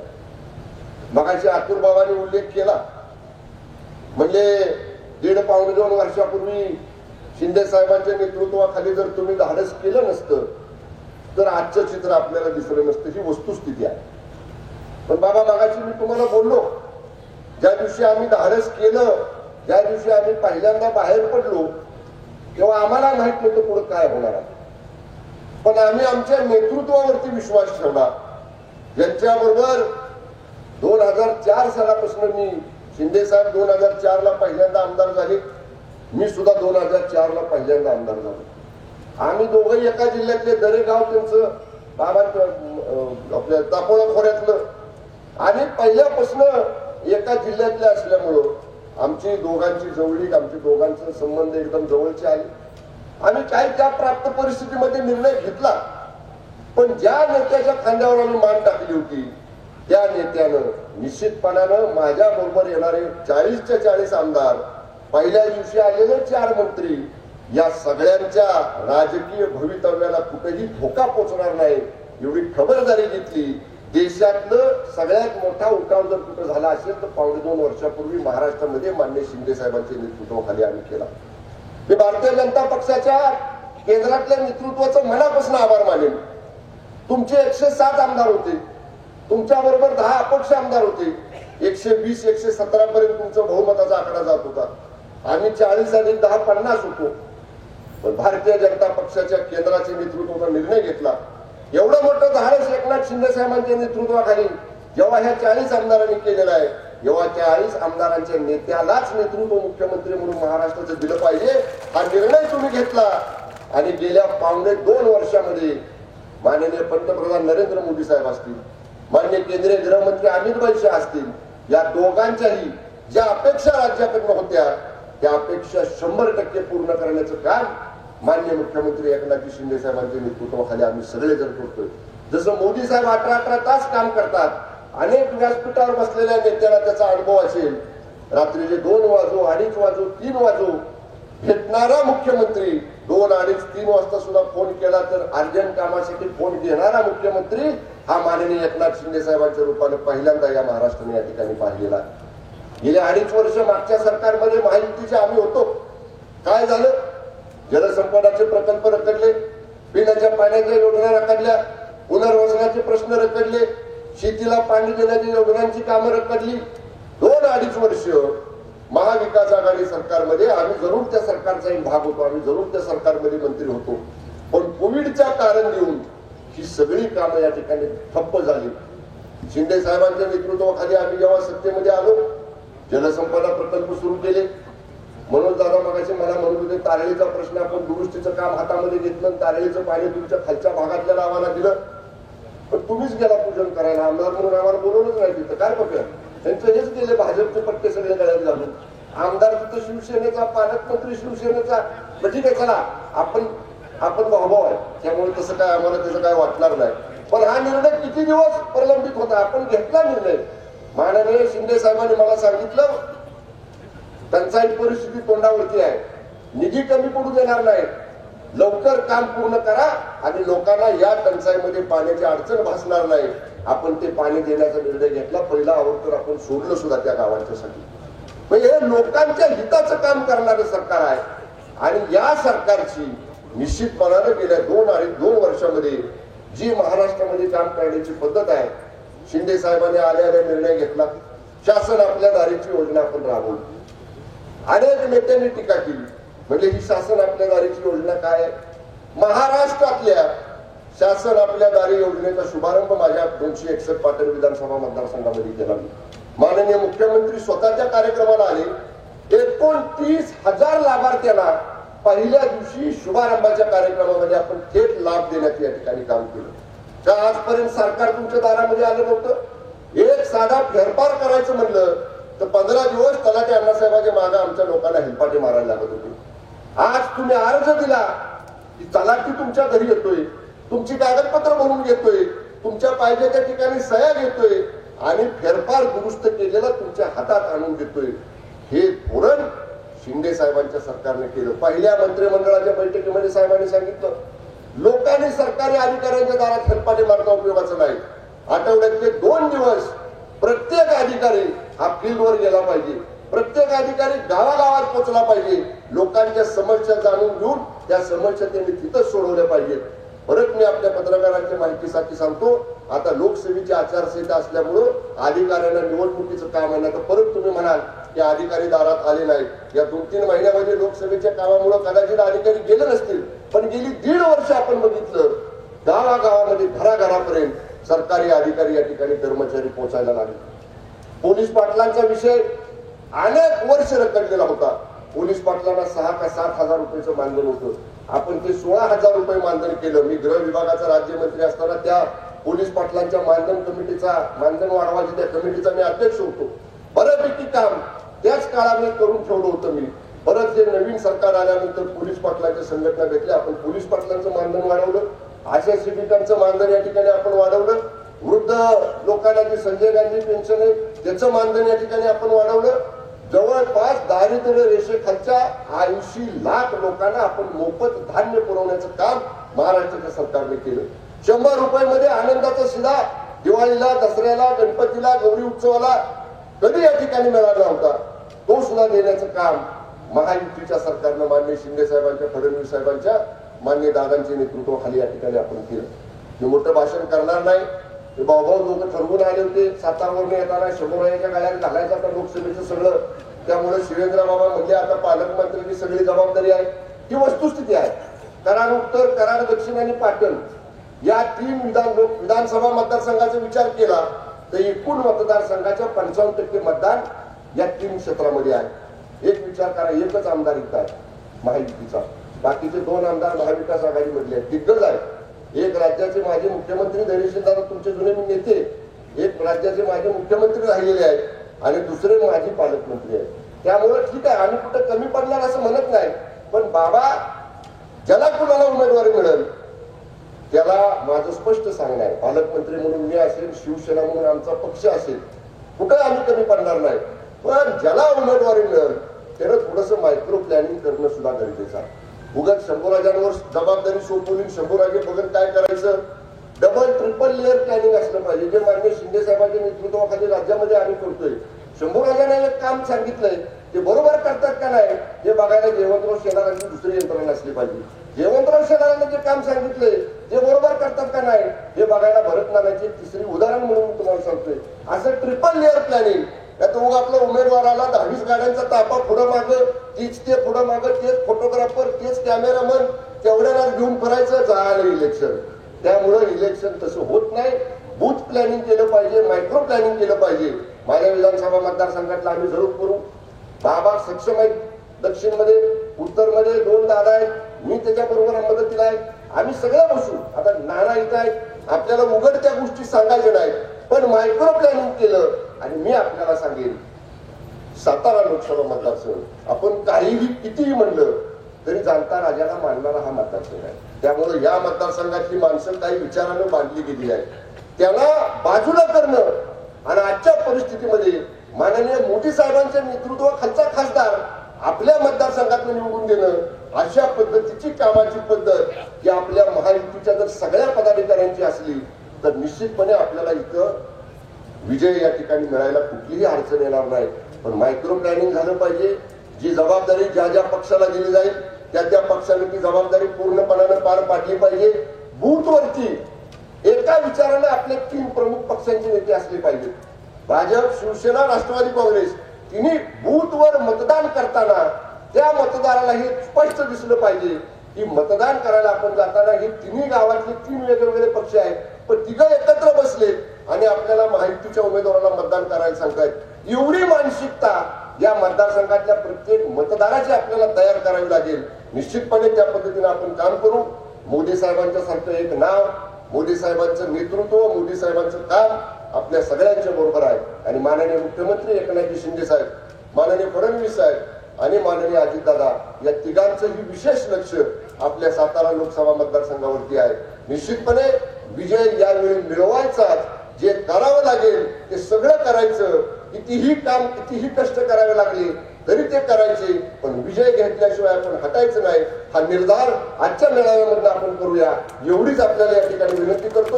आपल्या सगळ्यांचे मनापासून आभार मानतो. धन्यवाद. जय हिंद, जय महाराष्ट्र. धन्यवाद साहेब. आणि मंजिल मुख्यमंत्री के सपनों में जान होती है, पंखों से कुछ नहीं होता उड़ान तो हौसले से भरी जाती है. जिनके हो बुलंद हौसले वे उदयनराजे भोसले जनसभा को संबोधित करेंगे. एवढी स्तुती करू नका. सर्वप्रथम या ठिकाणी छत्रपती शिवाजी महाराज आणि छत्रपती संभाजी महाराज यांची आज 335वी पुण्यतिथी आहे. यांना आणि सर्व बाबासाहेब आंबेडकर असतील, सर्व या ठिकाणी आपण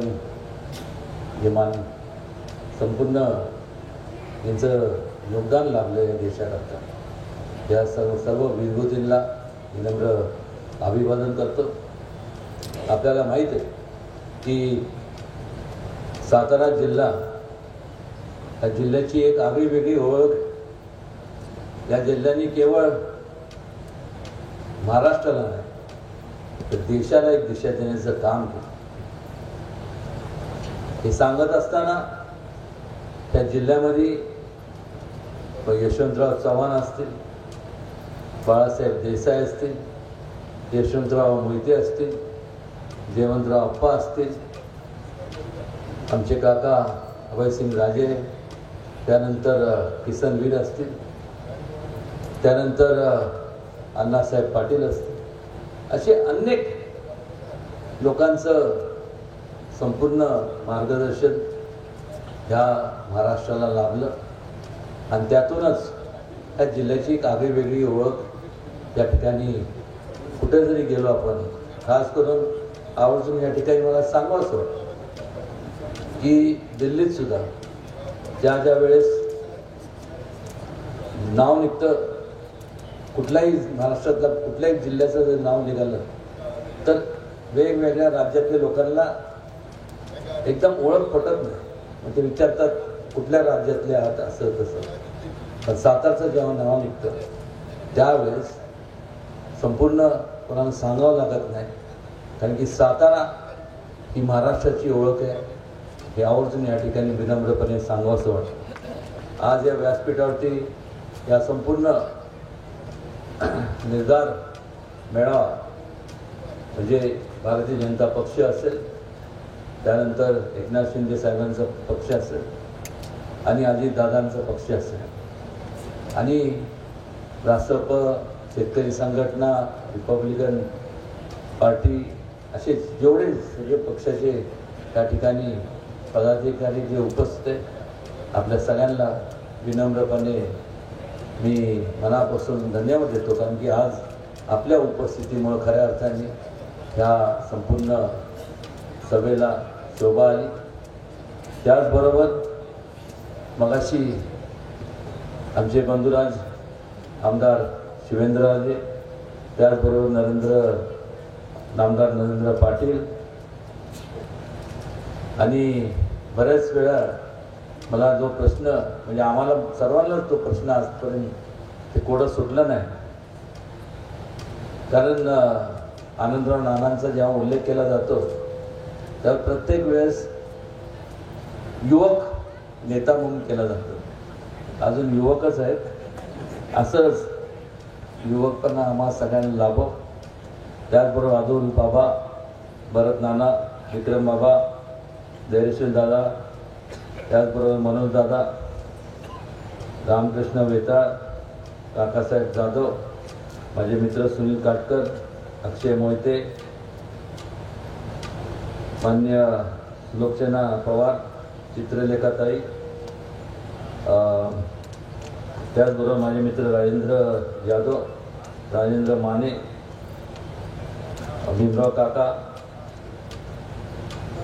आणि सर्व कविताताई, सर्व व्यासपीठावरती उपस्थित असलेले सर्व मान्यवर आणि खास करून या ठिकाणी आवर्जून त्यांचा म्हणजे आपण सर्व लोकशाहीतले राजे, उपस्थित सर्व पत्रकार, माझ्या अगोदरच्या वक्त्यांनी मला बोलण्यासाठी काहीच शिल्लक ठेवलं नाही. कारण अतुल बाबांनी विस्तृतपणे यांच्या भाषणातनं संपूर्ण माहिती दिली. त्यानंतर मग नरेंद्र पाटलांनी सांगितलं आमने सामने ते सुद्धा, पण आवर्जून त्यानंतर आमचे मित्र आणि पालकमंत्री शंभूराज यांनी सांगितलं की दोघं भाऊ ठरून आले. आम्ही काहीही ठरून आलेलं नाही, जे ठरवायचे ते तुम्ही ठरवणार आहात. उमेदवार कोणी असू दे, ठरलेलं काही नाही आहे. किंबहुना आवर्जून ह्या ठिकाणी मला सांगावंसं वाटतं, खास करून आमचे मित्र नरेंद्र पाटलांना, की तुम्ही मला मिसळ खायला नेलं नाही, पण आज जेवढे व्यासपीठावरती आहेत या सगळ्यांना घेऊन जाऊन मी मिसळ खाणार. गमतीचा भाग सोडून द्या, पण खऱ्या अर्थाने आपण विचार करणं गरजेचं आहे.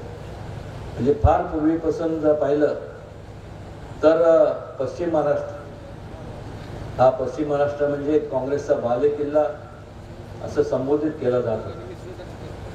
खरं आहे, त्यावेळेस पर्याय नव्हता.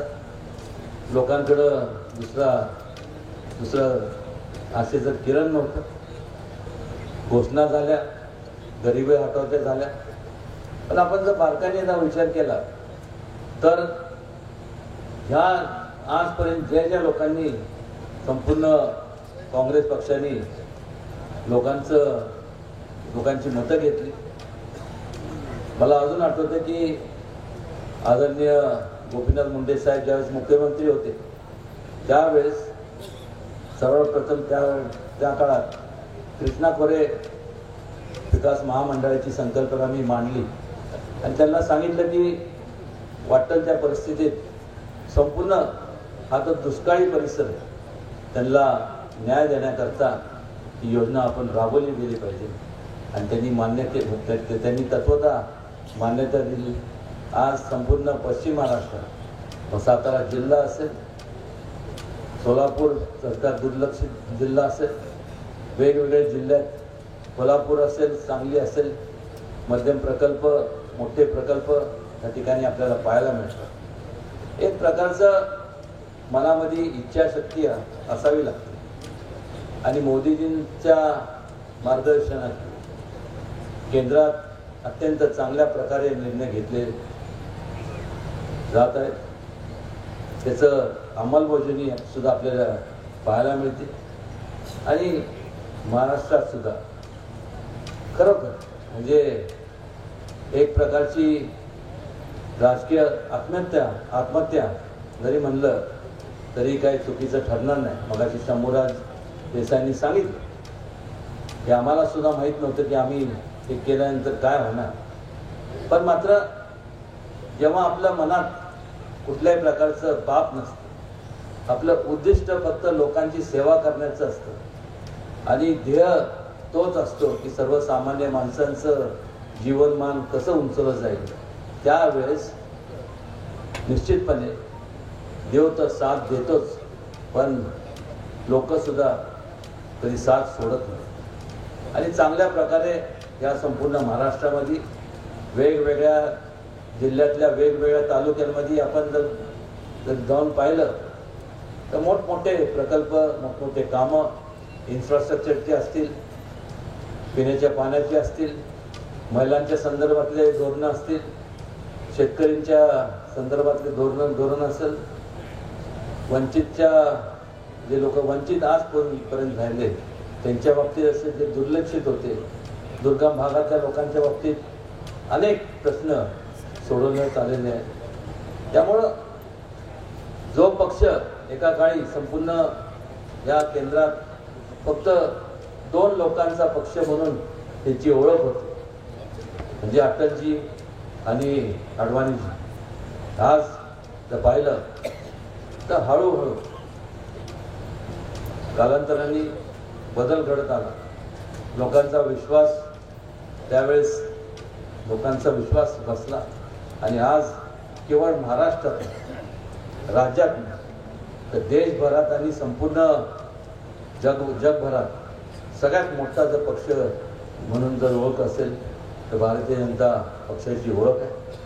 आणि त्यांना साथ देणारे सर्व मित्रपक्ष, शिवसेना एकनाथ शिंदेंचा पक्ष असेल, अजितदादांचा पक्ष असेल, रिपब्लिकन पक्ष असेल, आपण हे सगळे एक विचार करणं गरजेचं आहे. ज्या वेळेस लोक स्वार्थापोटी एकत्र येतात त्यांना एकत्र ठेवण्याकरता ताकदीचा वापर करावा लागतो, पण ज्या वेळेस लोक विचाराने एकत्र येतात म्हणजे लोकहिताचा विचार मनात ठेवून जेव्हा एकत्र येतात त्यावेळेस त्यांना एकत्र ठेवण्याकरता कुठली ताकदीचा वापर करावा लागत नाही.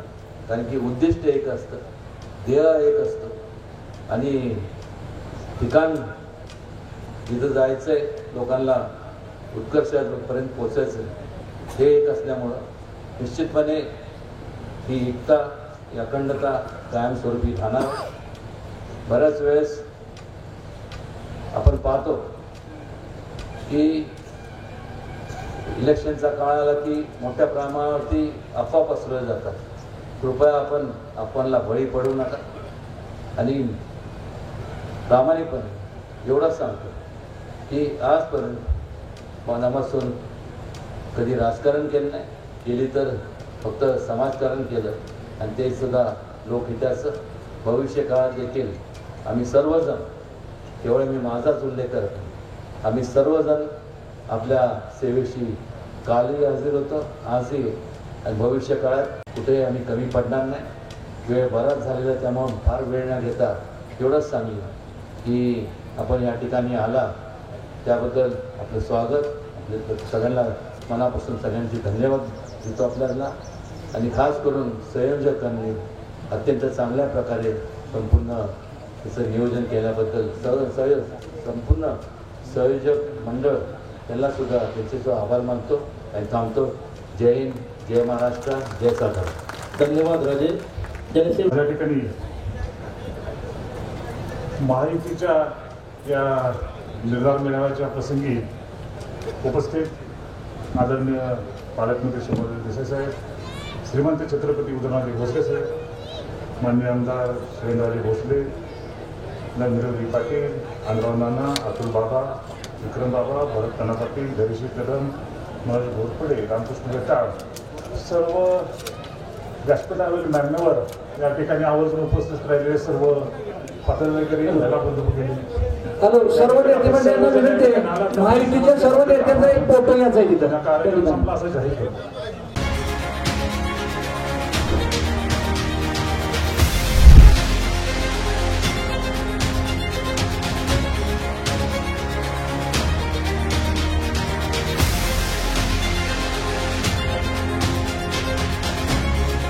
KMS न्यूज, स्पंदन मरांचे, नाते आपुलकीचे.